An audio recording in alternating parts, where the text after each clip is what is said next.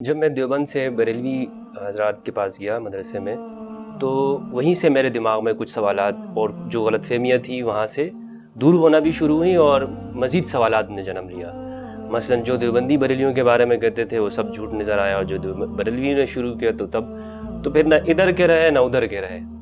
تو اس سے پھر نوجوان کیسے باہر نکلیں گے؟ دیکھیں، میں تو پارشلی آپ کی بات سے ایگری کرتا ہوں، پارشلی نہیں کرتا۔ سب کچھ جھوٹ نہیں کہہ رہے، کچھ باتیں جو بریلوی دیوبندیوں کے بارے میں کر رہے ہیں وہ ٹھیک ہی کر رہے ہیں، مثلاً گستاخانہ عبارتوں سے متعلق۔ اتنی بڑی باتیں تو وہ ابھی نہیں پڑھاتے ہیں، یعنی اب مثلاً کسی دیوبندی مدرسے میں تو حسام الحرمین یا بریلوی مدرسے میں نہیں پڑھائی جاتی ہوگی، نہ پڑھائی جاتی ہے، نہ دیوبندیوں میں المعاد المفرد پڑھائی جاتی ہے، وہ خارجی کتابوں میں ہے۔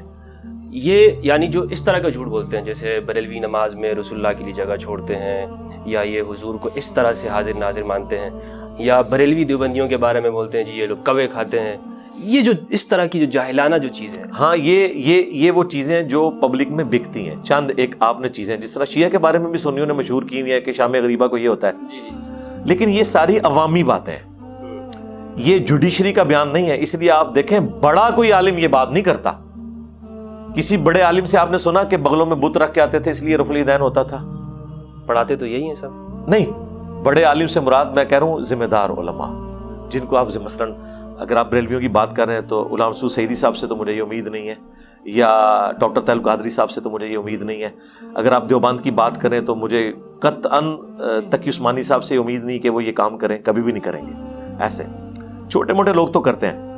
اب یہ جو بڑے علماء ہیں نا، یہ خود تو آپس میں بڑے شیر و شکر ہیں جب بیٹھتے ہیں، لیکن جو نچلے لوگ ہیں ان کے اندر انہوں نے ڈفرینسز قائم رکھے ہیں۔ اس کی وجہ بتاتا ہوں، چندہ اوپر نہیں ہے لیکن جی چندہ۔ اچھا، میرے بھائی میکڈونلڈ کیسے کہے گا کہ KFC کے چپس جو ہیں وہ ہم سے اچھے ہیں؟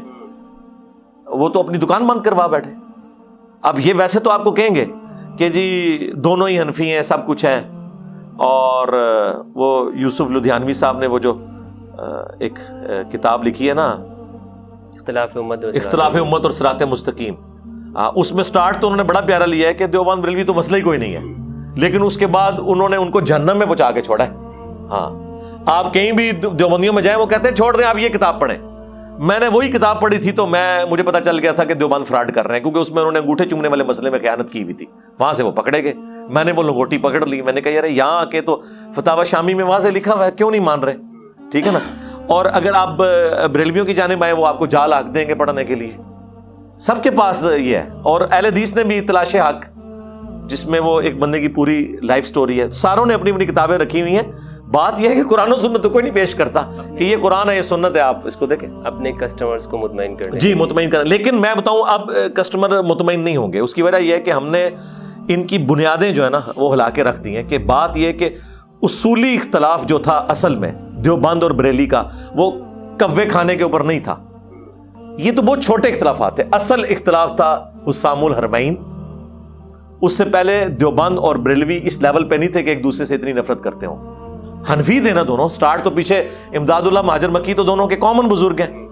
اور المہند میں بھی آپ دیکھیں انہوں نے لکھا ہے کہ ہم سلسلہ چشتیہ، قادریہ، نقشبندیہ سارا انہوں نے لکھا ہوا ہے۔ اور اسی طریقے سے انہوں نے کہا کہ ہم اصول میں جو ہے وہ ابو الحسن عشری اور ابو المنصور ماتوریدی کے ماننے والے ہیں، اور ہم فقہ میں جو ہے وہ فروع میں پیروکار ہیں امام حنیفہ کے، تو سارے ہی کچھ کر رہے ہیں۔ اصل مسئلہ کھڑا ہوا ہے جب حسام الحرمین لکھ کے احمد بریلوی صاحب نے ان کے ساتھ ڈال دیا کام، اور پھر اس کی ان کو آج تک جسٹیفیکیشن دینی پڑ رہی ہے، کیونکہ کچھ باتیں تو اس میں جینون تھی کہ جن کا جواب آنا چاہیے تھا وہ آیا نہیں، انہوں نے اپنی غلطیوں کی جسٹیفیکیشن کی۔ تو اصل اختلاف ہے جی حسام الحرمین اور المہند علی المفند۔ اب آپ یہ کہہ رہے ہیں پڑھائی نہیں جاتی، پڑھانے کی ضرورت ہی نہیں ہے میرے بھائی۔ انہوں نے مکھی کو مارنے کے لیے توپ کیوں یوز کرنی ہے؟ توپ، یہ توپیں انہوں نے سنبھال کے رکھی ہوئی ہیں۔ وہ اس سے پہلے ہی اتنی ڈفرینسز کریٹ کر دیتے ہیں کوے کے نام کے اوپر، کبھی کچھ نام کے اوپر، کہ اس کے بعد ان کو یہ کام کرنے کی ضرورت نہیں۔ یہ تو جو تحقیقی لوگ ہیں نا ان کو پتا چلتا ہے کہ مسئلہ، یعنی میں نے آ کے یہ پوری دنیا کے اندر یہ آواز اٹھائی ہے سب سے پہلے، کبھی پلیٹ فارم سے تو یہ آواز نہیں اٹھی ہے کہ دیوبند بریلی اصل اختلاف کیا ہے، کوے کا اختلاف نہیں ہے۔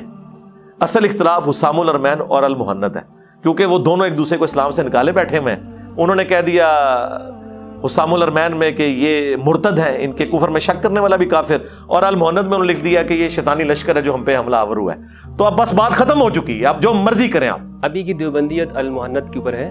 جی بالکل ہے.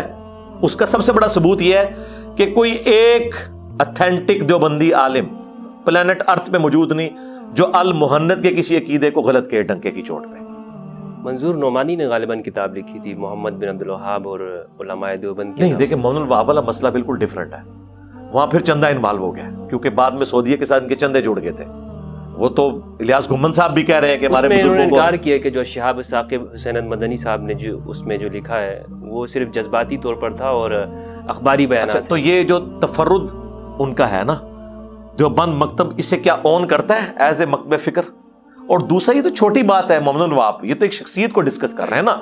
وہ تو آپ کو آج تک عثمانی صاحب بھی کہہ رہے ہیں کہ جی احمد صاحب بریلوی صاحب کا نام احترام سے لیں. اب وہ کہتے ہیں اللہ نے ہمارے کافرین کو ایسا بنایا تھا کہ وہ مولانا کے بغیر سنتے نہیں تھے. حالانکہ المہند کے اوپر سائن کیے ہوئے اشری تھانوی صاحب کے، اور ان کو نہیں پتا تھا کہ احمد صاحب بریلوی کو مفند کہا ہے انہوں نے، ایک سٹھایا ہوا بابا. تو کس کو دھوکہ دے رہے ہیں؟ یہ ان کے وہ بیانات ہیں جو انہوں نے پبلک میں سب کچھ ہیپی ہیپی دکھانے کے لیے رکھا ہوا ہے، سیاسی بیانات ہیں. اصل یہ ہے کہ ان کو پتہ ہے کہ ان کے بڑوں نے کیا کام ڈالا ہوا ہے ایک دوسرے کے ساتھ. المہند کے جو عقائد ہیں نا، مثلاً عقیدہ میں آپ کو بتاتا ہوں جو انہوں نے اس میں عقیدہ لکھا ہے کہ ہم نبی علیہ السلام کی قبر مبارک میں حیات دنیا کی سی مانتے ہیں. یہ وہ عقیدہ ہے جس کی بنیاد پہ وہ کہتے ہیں مماتی جو دیوبندی ہیں وہ بدعتی ہیں، اور رائیونڈ سے فتوے نکلے ہوئے ہیں کہ ان کے پیچھے نماز درست نہیں ہے.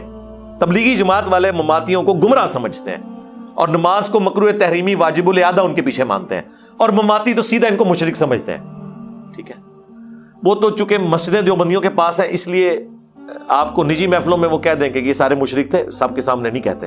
اچھا، اسی طریقے سے انہوں نے لکھا ہے کہ ہم رسول اللہ کی قبر مبارک کو اللہ کے عرش کرسی سے افضل مانتے ہیں. تو کس دیوبندی نے اس عقیدے سے انکار کیا ہے؟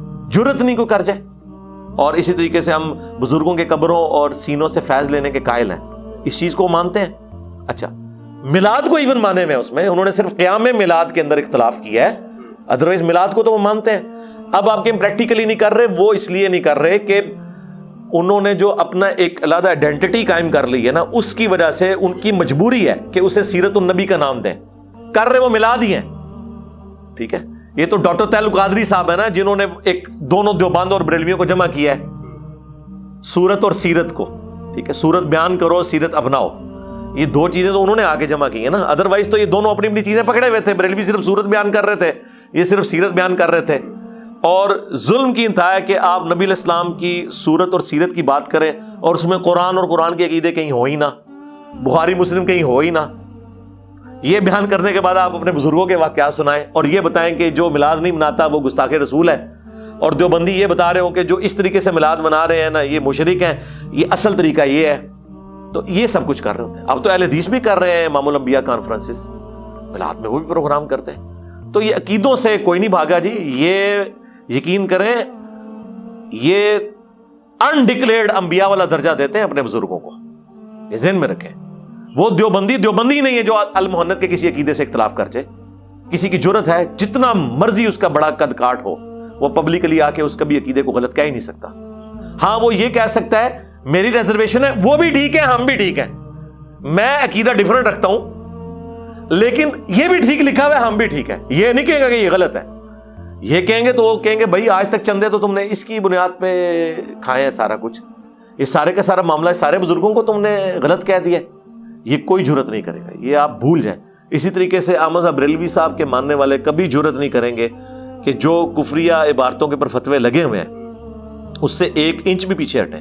پیر کرم شاہ صاحب الازری نے قاسم نانوتوی کو بینیفٹ آف ڈاؤٹ دے دیا تھا ختم نبوت والی عبارت کے اوپر. ٹھیک ہے نا، اور اس پہ تو میری سعید اسد صاحب سے بھی بات ہوئی ہے. تو انہوں نے کہا عبارت کفریہ ہے لیکن یہ گستاخانہ نہیں ہے، نبی کی شان میں غلوف کر کے کفر کر دیا. میں نے کہا یار کمال ہے.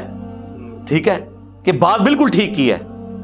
حالانکہ بریلوی سے پریزنٹ کر رہے ہیں کہ قاسم نانوتوی نے رسول اللہ کی گستاخی کی ہے، نہیں، انہوں نے نبی علیہ السلام کی شان میں غلوف کیا ہے کہ بالفرض اگر آج بھی کوئی نبی آ جائے تو رسول اللہ کی ختم نبوت اتنی اعلیٰ درجے کی ہے کہ اس میں فرق نہیں پڑے گا.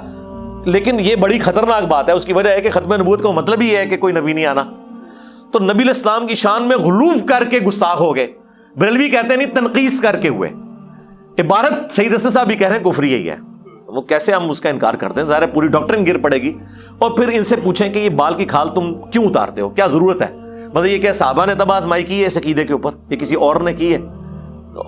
یہ تباہ آزمائی کرنا نا, اور جو نئے نئے ایک فلسفیانہ باتیں کہ ویسے تو کہتے ہیں ہم بزرگوں کے دین کو لے کے چلیں, نہیں بزرگ نہیں ہیں یہ, پچھلے 1000 سال کے ان کے بابے ہیں. بزرگ تو وہ ہیں جو صحابہ تابعین تبع تابعین, ان سے ذرا اپنے عقیدے دکھائیں نا. یعنی یہ جن کی کتابیں رکھی ہوئی ہیں, بتائیں انہوں نے کبھی یہ بحثیں کی ہیں جو انہوں نے بحثیں کھڑی کی ہوئی ہیں؟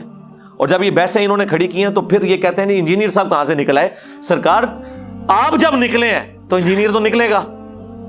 جب سیاست معاویہ زندہ باد نعرہ پوری امت نے کبھی نہیں لگایا, آپ نگائیں گے تو خلافت و ملوکیت نکل آئے گی, میرا بھی ریسرچ پیپر نکل آئے گا.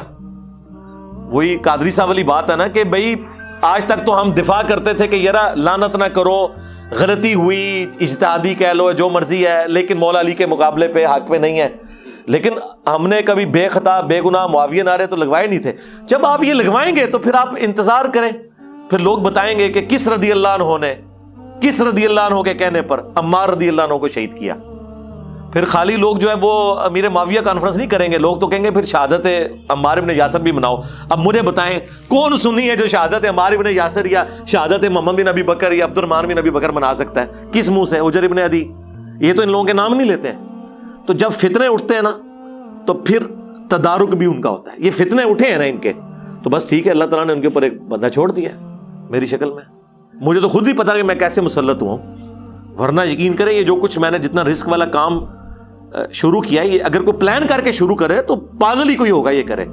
یہ آپ جتنے بھی دلیر ہوں یہ کام کر نہیں سکتے جب تک کہ اللہ تعالیٰ آپ کو زبردستی اس کام میں ڈال نہ دے.